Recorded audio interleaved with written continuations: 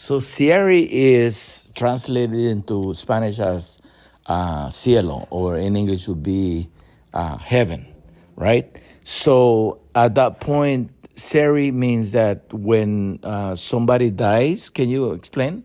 So Siri is the final realm of the ancestors. While they're making their journey, they're not in Seri yet.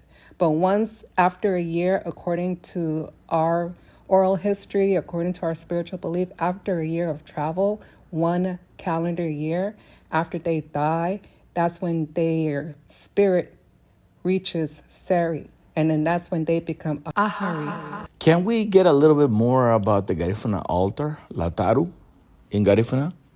So I learned how to set a spiritual altar first from my maternal grandmother and later from my parents. They each provided me with guidance from their own experience of creating a sacred altar for their ancestors. One of the most important things was cleansing and blessing the altar or the sacred space for their ancestors.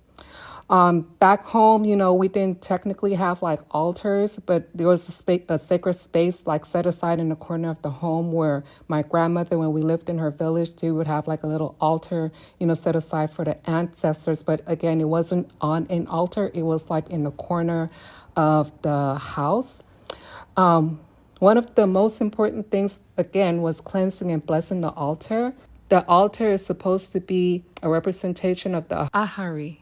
It is dedicated to, and they, basically direct you on what they want on the altar and where they want it.